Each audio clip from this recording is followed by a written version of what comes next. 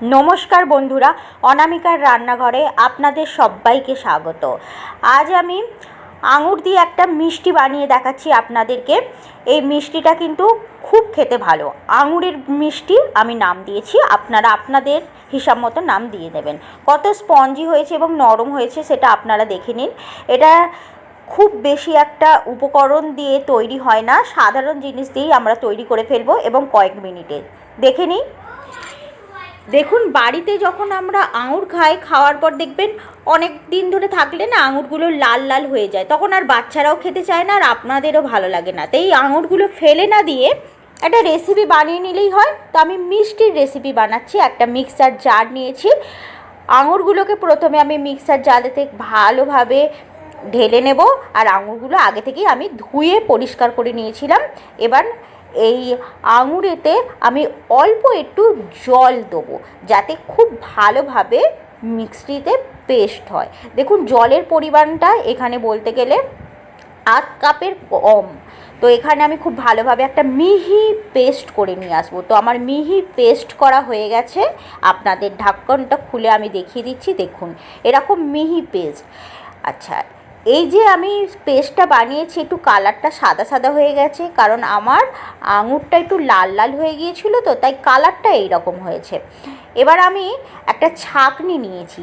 এটা আমি চায়ের যে ছাঁকনি আছে না, ওই ছাঁকনি নিয়ে আমি খুব ভালোভাবে ছেঁকে নেবো, কারণ চায়ের ছাঁকনিটা খুব মিহি আর খুব ভালোভাবে এটা একদম পরিষ্কারভাবে ছাঁকতে হবে, যেন কোনো দানা বা কোনো কিছু না থাকে। এটাকে একটু চামচের সাহায্যে একটু ভালোভাবে একটু ঘুরিয়ে ঘুরিয়ে ঘুরিয়ে ঘুরিয়ে ধৈর্যের সাথে ছেঁকে নিতে হবে। ওপরের যে খোলাটা আছে সেটা চামচের সাহায্যে একটুখানি নাড়িয়ে নাড়িয়ে দিলেই নিচেতে জুসটা পড়ে যাবে আর ওপরে খোলাটা থাকবে। তাই এটা একটু যত্ন সহকারেই করতে হবে। দেখুন, আবার নিচেতে অনেকটা জুস পড়ে গেছে আর এই খোলাটা আর কোনো কাজে লাগবে না। তবে আপনারা চাইলে আরেকবার মিক্সারেতে ঘুরিয়ে নিতে পারেন। আবার আমি সেম প্রসেসে একইভাবে আমি করে নেব। দেখুন, আবার যতটা ছিল আমি তার অর্ধেক ঢেলে নিলাম। ঢেলে নিয়ে আবার চামচের সাহায্যে আস্তে আস্তে করে আমি ঘুরিয়ে সমস্ত রসটাই আমাকে বার করে নিতে হবে, কারণ এই রসটাই আমাদের দরকার লাগবে। বাকি যে ওপরের ছালটা সেটা ফেলে দেব। দেখুন, ফ্রেশ একদম জুস বেনে গেছে। এই জুসের কালারটা দেখতে পাচ্ছেন, একটু ইয়েলো ইয়েলো হয়ে গেছে, কারণ আমি বলেছিলাম না আঙুরটা একটু আমার লাল হয়ে গিয়েছিল তাই। এবার দেখুন, কিছু শুকনো উপকরণ আমি এখানে মিশিয়ে দেবো। এখানে একদম একটা ছোট্ট বাটি, একদম ছোট্ট বাটি আমি এখানে দিয়ে দিয়েছি কর্নফ্লাওয়ার। কর্নফ্লাওয়ারটা দিতেই হবে, এখানে স্কিপ করা যাবে না। এটা কিন্তু খুব একদম কি বলবো, ইম্পর্টেন্ট একটা উপকরণ। খুব ভালোভাবে আমি মেশাবো, যাতে না এতে ডালা ডালা বেঁধে না থাকে। খুব ধৈর্যের সাথে আমাকে গোল গোল গোল গোল করে মিশিয়ে নিতে হবে, ঘুরিয়ে ঘুরিয়ে। দেখুন, একটুকু কিন্তু আমার ডালা বাঁধেনি। আঙুরটা আমার মিষ্টি ছিল, তাই যে বাটিতে আমি কর্নফ্লাওয়ার নিয়েছিলাম সেই বাটিতেই আমি এক বাটি চিনি নিয়ে নিয়েছি। তবে এটা বাটির মানে আকারটা দেখতে পাচ্ছেন, একদম ছোট বাটিতেই আমি যে বাটিতে কর্নফ্লাওয়ার দিয়েছি সেই বাটিতেই আমি দিয়ে দিয়েছি চিনি। খুব ভালোভাবে আমি এখানেতে মিক্সড করে নিয়েছি। এটা আপনাদের কিন্তু আবার বলে দিচ্ছি, ধৈর্যের সাথে করতে হবে। যেহেতু আঙুরটা গ্রিন, তাই একটুখানি আমি এই যে মিষ্টিটা বানাবো তার কালারটা একটু গ্রিন করতে চাই। আপনারা চাইলে এরকমই বানাতে পারেন, অসুবিধা হবে না। আমি একটু ফ্রুট কালার দিয়ে দিলাম, গ্রিন ফ্রুট কালার। এবার আমি চামচের সাথে ভালোভাবে নাড়িয়ে ফ্রুট কালারটাকে মিশিয়ে দিচ্ছি। দেখুন কত সুন্দর কালার এসে গেছে, একদম আঙুরের মতো কালার এসে গেছে। আমি এই কালারটাকে আনার জন্যই ফ্রুট কালার দিয়েছি। বাকি আপনারা না চাইলে এটাকে অবশ্যই স্কিপ করতে পারেন, তবে স্বাদের কোনো পরিবর্তন হবে না। তবে খুব ভালোভাবে এটাকে মিক্সড করে নেবেন। এই মিক্সড করাটা কিন্তু খুব ভাইটাল একটা কি বলবো, একটা ইম্পর্টেন্ট, একটা গুরুত্বপূর্ণ বিষয়। এটাকে আপনাদেরকে মাথায় খেয়াল রাখতে হবে। এবার দেখুন, একটা কাঁচের গ্লাস নিয়েছি, আপনারা যে কোনো পাত্র নিতে পারেন। আমি একটা কাঁচের গ্লাস নিয়েছি। তো এই কাঁচের গ্লাসেই আমি কিন্তু ওই মিষ্টিটা বানাবো। তো কিভাবে কি করব দেখে নিন। একটুখানি আমি ঘি দিয়ে দিলাম। ঘিটা দিতেই হবে অল্প একটু, জাস্ট এক মানে ফোঁটা দিলেই হবে। আর ভালোভাবে কাঁচের গ্লাসের ভেতরে মাখিয়ে নেব। এটা খুব ভালোভাবে মাখিয়ে নিতে হবে, একটুও কোনা ছাড় দেবেন না, একদম সফট গাছ মানে গ্লাসটা যে আছে না, সব গ্লাসটাতে খুব ভালোভাবে মাখিয়ে নেবেন ভেতরের অংশটুকু। এবার কাঁচের গ্লাসটা সরিয়ে নিলাম। এখানে নিয়ে নিয়েছি একটা সসপ্যান নিয়ে নিয়েছি, আপনারা আপনাদের হিসাব মতো একটা পাত্র নিয়ে নেবেন। আর পুরো রসটা আমি এখানে ঢেলে দিলাম। এটা আপনাদেরকে করতে হবে। দেখুন, এবার আমরা নেক্সট স্টেপে চলে যাব। এখানে সবটা আমার জুস ঢালা হয়ে গেছে। এবার আমি গ্যাসের চুলায় চলে যাব। গ্যাসেতে চলে গেছি। এবার আমি অন করে দিয়েছি গ্যাসটা। তো মিডিয়াম টু লো ফ্লেমে রাখতে হবে গ্যাসের আঁচটা। কন্টিনিউয়াসলি আপনাদেরকে নাড়াতে হবে। এই যে দেখছেন আমি নাড়ানোটা শুরু করেছি, মিডিয়াম ফ্লেমে রেখে দিয়েছি, মানে লো টু মিডিয়াম ফ্লেমে রেখে দিয়েছি। এখন ঘনত্বটা দেখিয়ে দিলাম, একদম পাতলা। তো কিছুক্ষণ পরই 2-3 মিনিট পরই এটা দেখবেন আস্তে আস্তে গাঢ় হয়ে যাবে। কতটা গাঢ় হবে সেটা আপনারা দেখলেই বুঝতে পারবেন। তার জন্য পুরো ভিডিওটা ওয়াচ করুন, মাঝখান থেকে স্কিপ করবেন না, তাহলে তো ভিডিওটা বুঝতে পারবেন না। আর এই সময় একটা কথা বলে দিই, যারা আমার ফেসবুকে দেখবেন এই ভিডিওটা তারা অবশ্যই পেজটিকে ফলো করবেন। আর ইউটিউবে দেখলে তো সাবস্ক্রাইব করতেই হবে। দেখুন আপনাদের সাথে কথা বলতে বলতে ঘনত্বটা কতটা হয়ে গেছে। এর থেকে বেশি আর ঘনত্ব করার দরকার নেই।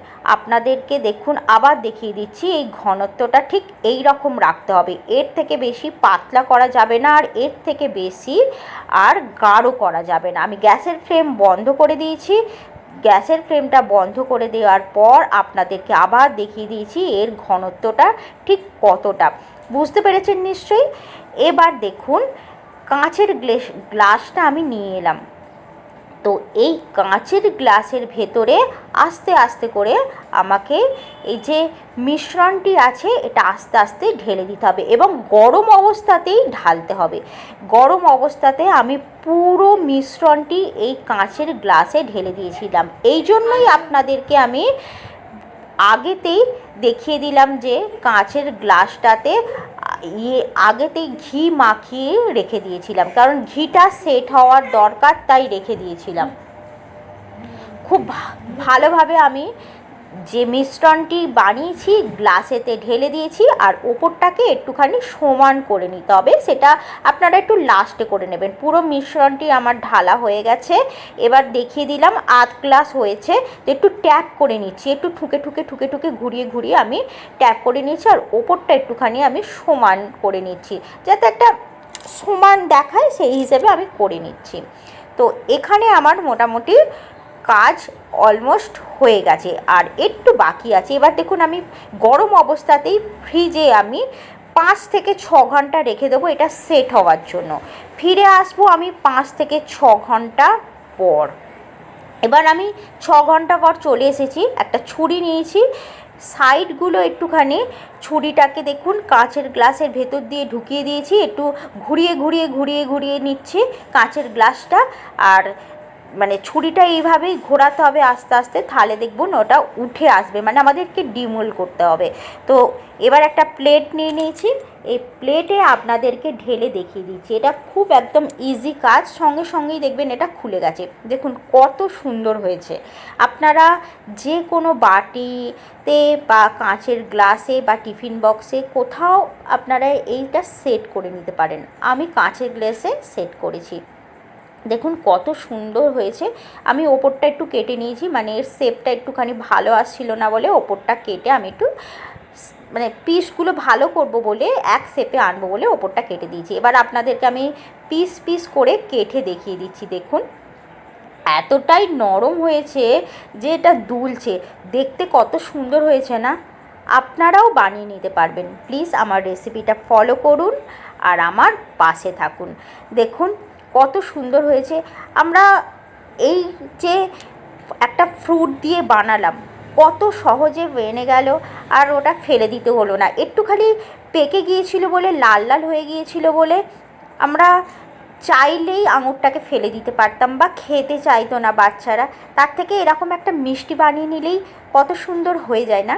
এবার আমি সার্ভ করে দেখিয়ে দিচ্ছি। আমি এটা নারকোল কোড়া দিয়ে সার্ভ করেছি। এটা হচ্ছে না ড্রাই নারকোল কোড়া। আপনারা চাইলে কাজু কিশমিশ দিয়ে সার্ভ করতে পারবেন, আপনাদের ইচ্ছা। আমি এইভাবেই সার্ভ করে আপনাদেরকে দেখিয়ে দিয়েছি।